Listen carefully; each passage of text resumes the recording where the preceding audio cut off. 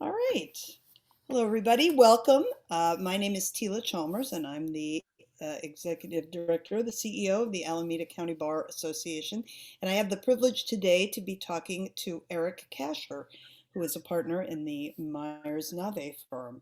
So, welcome, Eric. Thanks for taking the time today. Of course. Um, Start, if you would, and just tell us, where did you grow up? Did you always know you wanted to be a lawyer? That kind of stuff. Yeah. So thanks for having me and it's great to be here. I grew up in the Bay Area. I grew up in Foster City, just down on the peninsula, about 20 minutes south of San Francisco. Went to San Mateo High School and kind of played a lot of sports, basketball primarily in high school. Um, Mhm. didn't didn't kind of grow up, kind of thinking I'd be an attorney or knowing that I wanted to be an attorney. I was a fairly decent student in high school. I ended up going to UC Berkeley in undergrad. And at UC Berkeley, I majored in sociology and then I got a minor in African American studies. And I'll tell you, I went to Cal initially deciding to be pre-med. I thought I was going to be a doctor. And I actually took some of the OChem courses in Chem 1A, and I've quickly realized that probably wasn't the right thing for me. Um, and I really enjoyed the humanities and learning a little bit about, really that's where I learned about the civil rights movement. And in my African American studies courses, I was learning so much about African American history that I was never taught in my classes and when I was growing up. And so I learned really for the first time about people like Charles Hamilton Houston and some of the legal architects of the civil rights movement, and learned about policy and legislation and some of these things that were so instrumental in kind of creating rights and equal rights for so many different people. And that's when I really started thinking that it might be kind of cool to be a lawyer and to be an attorney. But I didn't decide to do that until probably my second semester of my senior year. I was kind of thinking, do I go to grad school? But because nobody really told me that, I always thought that there was a prereq that you had to be pre-law or something like that to go to law school. Didn't Mhm. really know that. And then somebody told me like, no, you could major in, anything and go to law school. So that I figured, oh, well, this maybe I'll end up doing that. But I decided to go work for a few years. So I went to go work in a law firm. Actually worked at Wilson Sonsini in Palo Alto for 3 years after graduating Cal. I was a paralegal there because I figured, well, let me see if I really want to be an attorney. So I'm going to go and practice go work somewhere with some attorneys and see if that's what I want to do. And at the time, this was 2000 when I graduated from Cal. It was the .com, like everybody was going to, get stock options working at these tech companies. So I figured, let me go work for a law practice that's kind of in that space so I could kind of get the best of both worlds and kind of see that. And I think my experience at Wilson was such that I worked really hard, but I also realized that I could definitely do what it was that many of the attorneys there were doing. So, um, so then I decided to apply to law school, and I ended up going to Hastings. Yeah. Raw, Hastings. All right. Go How Hastings. was your experience at Hastings, where I also went? Yeah. So Hastings was great. I mean, it's, again, from the Bay Area, it was nice to be able to go to school, kind of at a great school here in the Bay Area. Hastings was a great school. I was in the LEOP program at Hastings, Mhm. so that for me was great because it was really, for me, it was more about the community that it provided. Law school can be a very kind of impersonal, somewhat lonely place to be at times, and with LEOP, I had, it's kind of like I had this immediate social group, if you will, and just kind of network of people who were similarly situated. We were all in that same program, kind of had similar backgrounds, had a healthy chip on our shoulder, all of us, about wanting to do well and supporting each other in those ways. And so I definitely kind of found community there through the LEOP program, and it also, because that's where I met a lot of the upperclassmen, if you will, the second and third years. So when I was a first year law student, I had a number of second and third years who were mentors of mine, and they encouraged me to get involved in certain student organizations and the like. So I got really involved in the Black Law Students Association. I ended up being a vice president of BALSA when I was there. I also had a very wise second year, I think it might have been Masuda Orikani, who told me that, you should really get involved in ASUCH and get on it was like some sort of I think it was maybe the finance committee or something. There was a group within ASUCH that was in charge of the funding that went to student organizations. So he And said, you should. ASEP is the student government. Yes, that's right. I'm sorry. Is the yeah the Associated Students of UC Hastings, and so that was student government essentially. So I think I was a 2L rep on ASUCH, and I got on that kind of budgeting finance group because they were the ones who made the decision about which of the student organizations got funding. So I wanted to make sure that the different student orgs that I felt were important received funding. So I was involved there, and then I got involved in the Race and Poverty Law Journal. That was the other organization. At the time that I came to Hastings, they were a student organization. So they were a journal, they did a publication, but they weren't formally and officially recognized by Hastings as a scholarly publication at the time. But we were doing some really interesting work. We had symposiums. We had Dolores Huerta come to UC Hastings and keynote a symposium. We had obviously Eva Patterson and all these folks, talking about, we brought this discourse to Hastings where we were talking about social justice issues and racial justice issues, creating that space to exist there that really hadn't been there in any in the ways that we brought it out. And then one of the things that we were really pushing to do, campaigning hard to do, is to get the Race and Poverty Law Journal recognized as a scholarly publication. And so we were able to do that my second year going into my third year. So the last year that I was there, I was the editor-in-chief of the Race and Poverty Law Journal. And I think it was the first year that they were a formal scholarly publication at Hastings. That was a huge community for me as well, because the way I used to look, like, I describe it as the Race and Poverty. My second year, when it was still a student org, it was kind of we had a representative from every one of the affinity groups, basically. So we had, the Filipino, students group. They had representatives. We had the La Raza lawyers on there. But also, everybody was kind of on race and poverty, and we were like the hub, really, for everyone.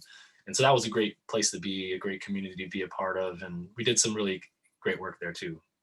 And it sounds like your experience in law school has really been reflected in your experience as a lawyer in terms of your involvement with the various affinity bars. Do you think that's true? I Does one think inform the other? I do. I think in a lot of ways I learned in law school the value of kind of making those connections with, the legal profession. Similar to law school, it can be very kind of lonely at times as well, and very impersonal. And where do you find your community in a profession that is very challenging, and all those things. In bar associations, obviously, like the Alameda County Bar Association, you find your community where you can. For me, Charles Houston and the Charles Houston Bar Association, Northern California African American Bar Association, that was somewhere that they were giving out scholarships when I was in law school, and a lot of the judges that I looked up to and the partners of law firms, they were members of Charles Houston. So it made sense for me to want to be involved in that organization and support them, because they were such a great resource for me, but then also pay it forward and kind of be that resource for younger students coming up and coming into the profession as well. So it's very much where I found my community. And I think I always I tell students, when they're thinking about, student orgs, that's a really important skill, just managing budgets. I really learned that in law school. You raise money for your student org if you don't have it, or you try to, and you're trying to manage a budget so you could put on the programs you want. We had a Black graduation for Balsa, and that was not, there was a cost associated with that. So you had to either have the funding or raise the funding. And that's what I do with a lot of the organizations I'm involved in now, whether it's Charles Houston or California Change Lawyers, and managing those budgets. And it's not that different than what I do in my practice as well. When I manage my practice group and at the firm, it's kind of similar. So let me ask you about that. So did you go into municipal law right out of law school? I didn't, no. So I graduated law school. I should step back. So my second year, I did what everybody else did, and I just did OCI, right? I kind of went and interviewed with a bunch of firms. And my thought was, I'm going to go work at a firm, pay down the student loans, and then I can do what I really want to do, then I'll go do what I really want to do.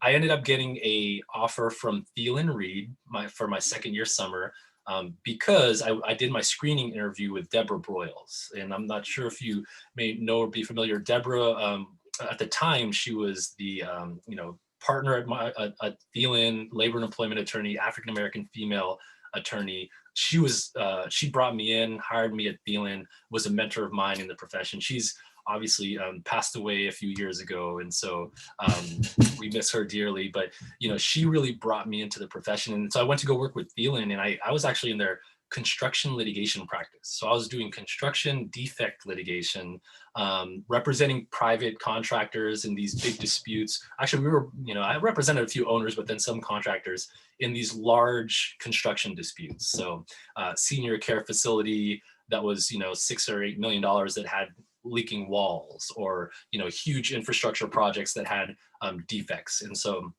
I was kind of like, this is interesting. I was kind of cutting my teeth, learning how to become a litigator, lots of discovery, lots of, depositions and the like.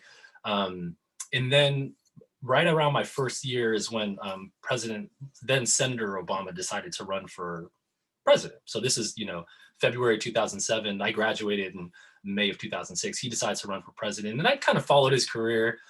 He decides to run for president. I told myself, well, I want to get involved any way that I can to support him. And I remember at the time I had a friend, Chris Young, who was at Morrison Foerster. He was an associate. He was the Northern California deputy finance director for the Obama campaign. And then Tony West, who was a partner at Morrison Foerster, kind of reached out to them because there were two people I knew. I said, hey, I want to get involved in this campaign. He said, great. Well, why don't you come and host this fundraiser for Senator Obama? He's coming to the Bay Area. And I'm like, okay, that sounds fun. Well, come meet us. We'll tell you what you need to do. So I show up to this conference room with the co-hosts for this event. And so mind you, I'm like the youngest person in the room. It's all these partners at law firms, and Tony's kind of saying, well, in order to be a co-host, you'll all get a chance to meet the senator. Everybody's going to get to take a picture with him, but we need you to commit to raising $10,000. And I'd never raised any money for anything other than maybe a student org here and there in my life. I'd never done anything like that. But I kind of figured, let me give it a shot. I think I ended up raising more than any of the other co-hosts for the event, just for that event. Yeah. And so I got really involved in the Obama campaign. I was, ended up being on his national finance committee. And then through that process, I just got to know a lot of really, really high quality and awesome local electeds and public officials. That's kind of where I got to meet Kamala Harris and got to know her well. And so I got exposed to all of these individuals who were just doing such great work in public service. And it kind of made me feel like, I want to do something like that, work in government, work for government. And that's where I found Meyers Nave, because I didn't realize there were firms out there that represent public agencies and, serve as the city attorney for a public agency. And so that's kind of where I found Meyers Nave. It was Jane Williams, who at the time, African-American female managing partner of Meyers Nave. She actually reached out to me, just kind of, somebody was like, you should really meet Jane. I think she'd be a great mentor for you. So we just sat down and had lunch, and she was very, very kind and said, I think you'd do really well at Meyers Nave. You ought to think about it. And I wasn't thinking about moving firms at the time, but kind of gave it some thought later on and circled back. And she was like, we have a need at your level, come on in. And so it was Jane Williams who hired me, and then also Kim Caldwell. So Kim Caldwell, Judge Caldwell, she was the chair of the litigation group, and she ended up, and I was going to be working in litigation, but then also in the city attorney practice. And then also Ben Reyes, who's now a judge, Contra Costa County Superior. Yeah. So those were the three folks who essentially hired me over at Meyers Nave, and kind of inspired me to want to do public sector work, obviously at a private firm, but representing public agencies. And so that's kind of how I got to Meyers Nave. And how does that work? Can you explain a little bit about that? Because I think many of us know about the Oakland City Attorney's Office, but your practice is obviously not a government office. Yeah, absolutely. So we're a private law firm. I chair the municipal and special district law practice group. So it's the public law practice group at the firm. We have 23 or 4 attorneys within the group, and we serve as the city attorney for 17 different cities in the state. So these are cities unlike Oakland or San Francisco that have elected city attorneys, in city attorneys' offices that have anywhere from 40 to 80 attorneys in-house. We are the city attorney for the city of Walnut Creek, San Leandro, South San Francisco.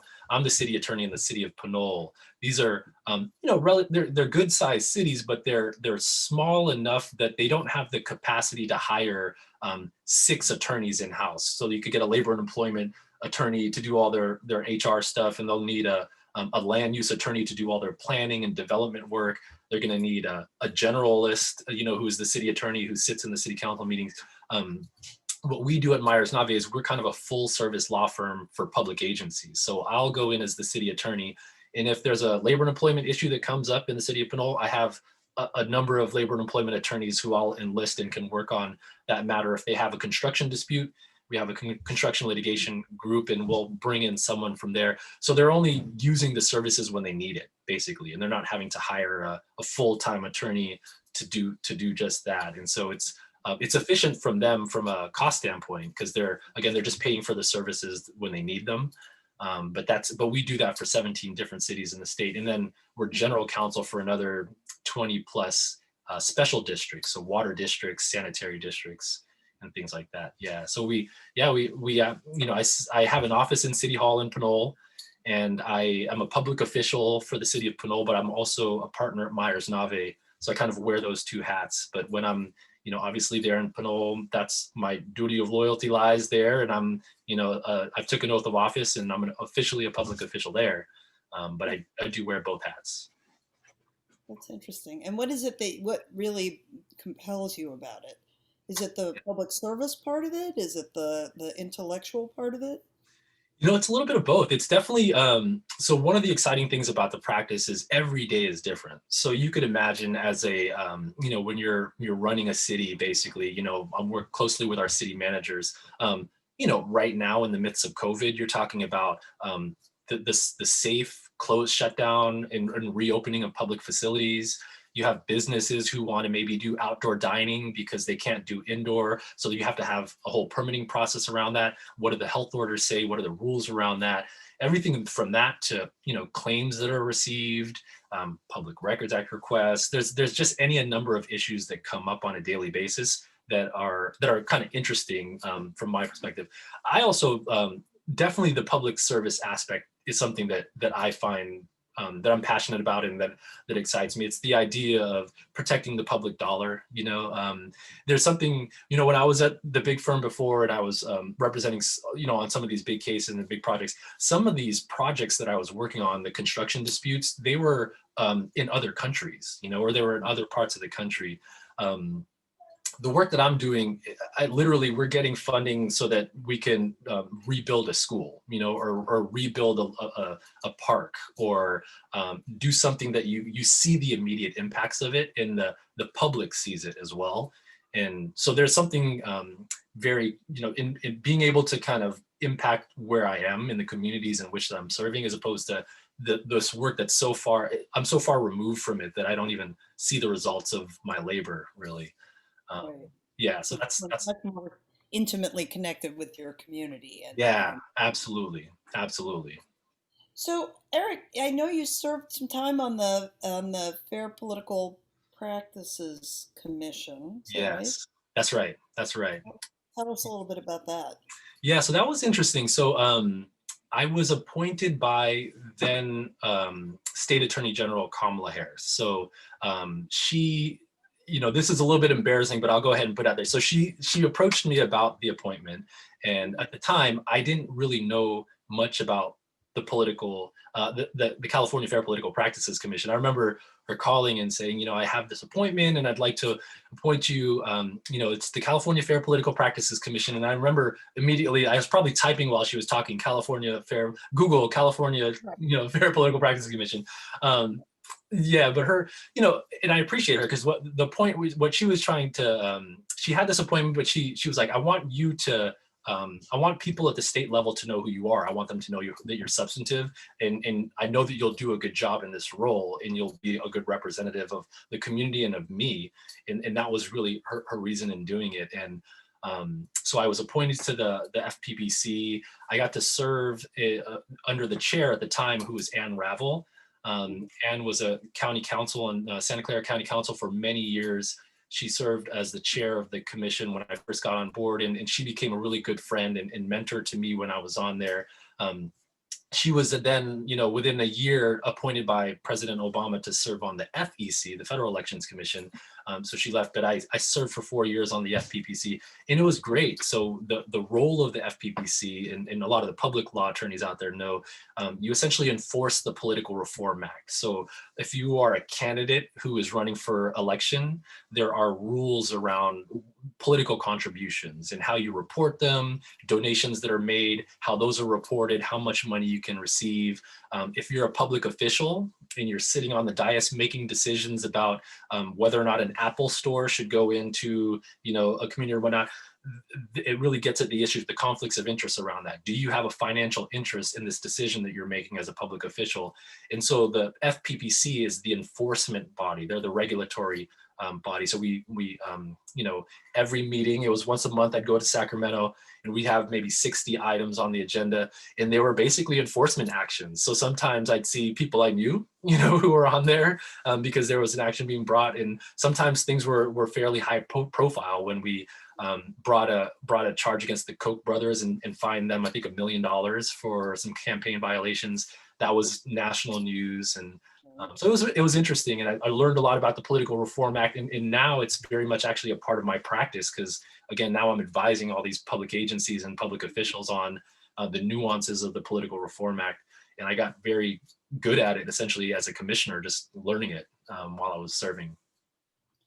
So I sense all these political involvements. Would you ever consider running for office? It's I'm happy with what I'm doing right now. Yeah, I'm definitely. I wouldn't say I would never do anything like that.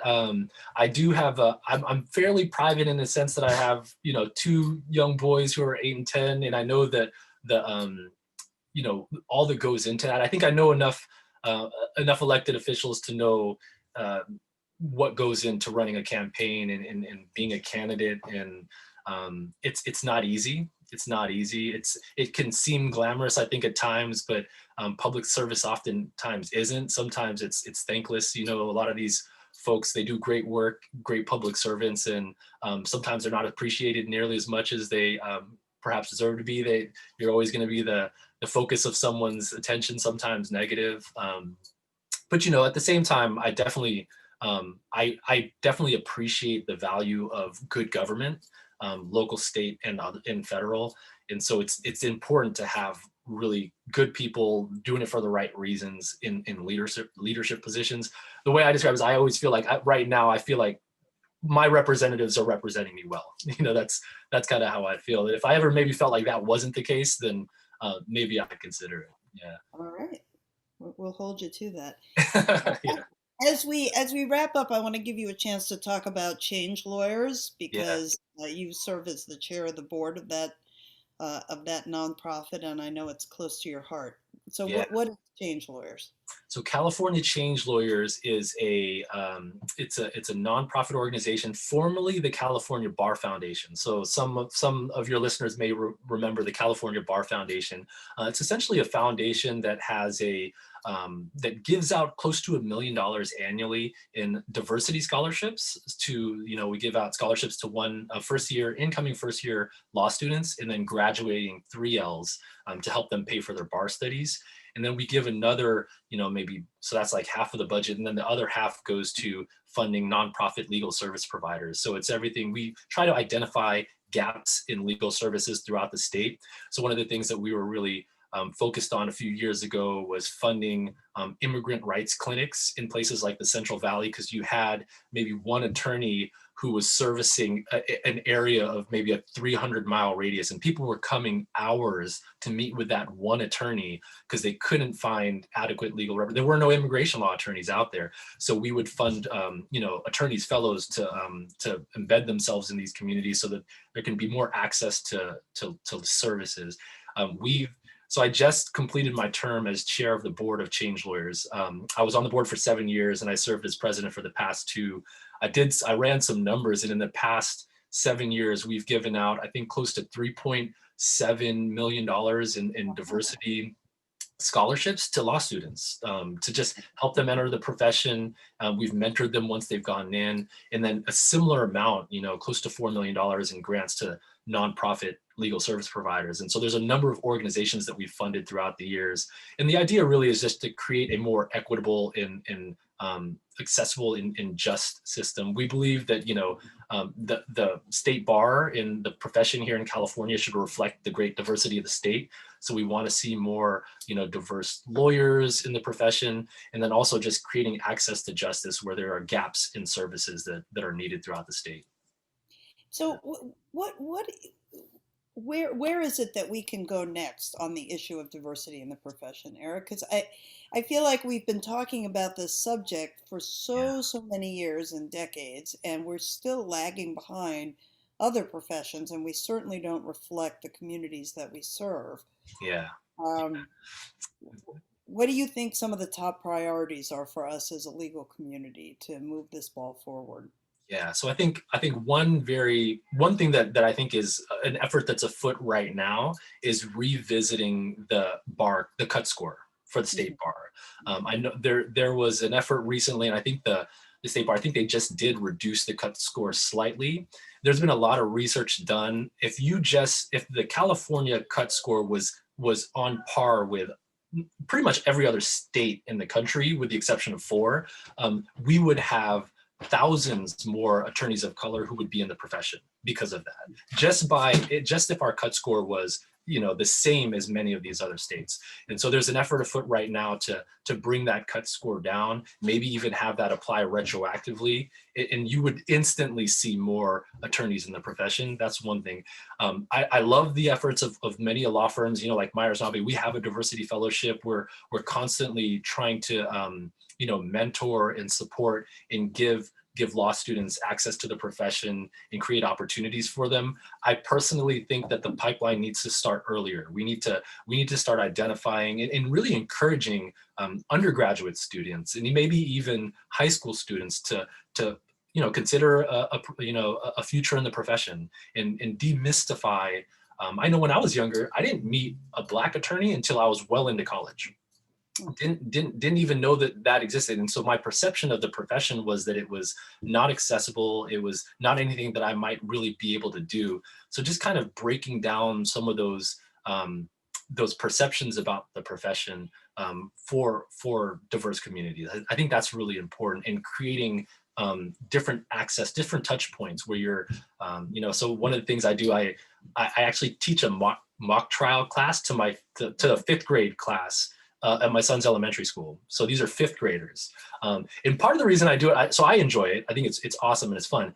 But at the same time, I just can't imagine if I'm a student in that class. You're now in fifth grade. You're seeing a Black attorney who's coming to teach you about law. The class is run through Ty Alper, who's he's on the Berkeley School Board. He's also a professor at UC Berkeley. The class culminates with the students doing their mock trial at Berkeley Law. And then we bring in a judge. So last year it was Alameda County Superior Court Judge Smiley. He would come in and full robe and everything. And so you've got a Black judge, you've got myself in there leading class, and these kids are going into Berkeley Law, and they're getting this exposure to the profession that many students, all up in college may never have that experience. So starting, I think, earlier and planting some of those seeds, I think is what we can start doing a little bit more of. I know there's a lot of efforts within the profession, within the law schools, but I think that's one thing that we could do as well. That's terrific. Yes, we've started working with Judge Smiley to try to increase our outreach into all different age levels, K through, well, maybe not K, but 3 through 12, Yeah, uh, in order to really try to expand that. And he's really been a visionary that way. So that's a terrific point. Thank you. yeah, Uh, absolutely. And do you have any sort of last words of advice for newer attorneys who are trying to figure out how to make their path, um, whether it's in litigation or transactional work, or Yeah. trying to figure out if they can be a civil rights advocate? What do you suggest? Yeah, so I think for young attorneys, I would encourage them to expose themselves to as many different areas of law as you can, at every level. So when I was in law school, I did the individual representation through the Hastings Civil Justice Clinic. Mhm. Um, I did individual representation where I did a wage and hour case, and then the second semester I did group representation. And I went to go work at the ACLU, and I worked with actually Maya Harris, Kamala's sister. She was then the executive director at the ACLU. That's kind of actually how I met Tony and all those guys. But that was good for me because I wanted to have that experience and kind of see what it was like to work for an organization like the ACLU.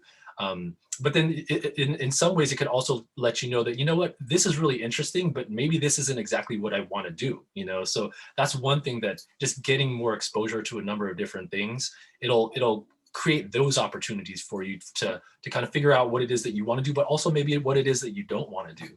And then so kind of expose yourself to a number of different things, and you'll learn a little bit about yourself in that way. And then the other thing that I'd layer on top of that is, be true to yourself and follow your passions. So we all have things that we care deeply about. And if you're in maybe a practice or an area that you just don't feel is fulfilling you in that way, we all work so hard and we spend so much time doing what it is that we do professionally. You have to enjoy it. There has to be something more that you're getting out of it than just a paycheck. If it's just a paycheck, you're not going to last very long, or you're going to be very, very unhappy. And we all know plenty of unhappy attorneys. You don't want to be one of those. You don't want to be an unhappy attorney. You want to do something that you feel is inspiring, or at least kind of makes you feel like you're doing some good, whatever that may be. And so, I feel like I get that in my practice right now because I'm representing public agencies. I have a lot of friends who are at firms and maybe don't feel that. And so what I always tell them is, round yourself out professionally, join a board, sit on a board and get involved in an organization that can help round you out professionally, so you can have that in your professional life. Because we kind of need to have that, but that comes with following your passions, knowing who you are, and pursuing those interests that you have, and don't feel like that might not exist within the profession, because you will find that there are people who are like-minded, who have similar interests. You can build with them and kind of just learn from them and attach onto them. That's what I've done. I've found those people throughout my career that I role modeled myself after. I'm kind of like, I like how you're doing it. I like how you're doing it. Teach me more. Tell me more. How do I go about doing that? And these are all people who had very similar interests, and whether it was political or the organizations that they supported. Those were the people who I was always kind of looking to and as examples of what you could do out there. That's terrific. Eric, thank you so much for spending this time with us and sharing some of your thoughts. We really appreciate it and look forward to seeing what's coming next for you. Great. Well, thanks for having me, and best of luck with this. Thanks so much. Take Okay. care. See ya.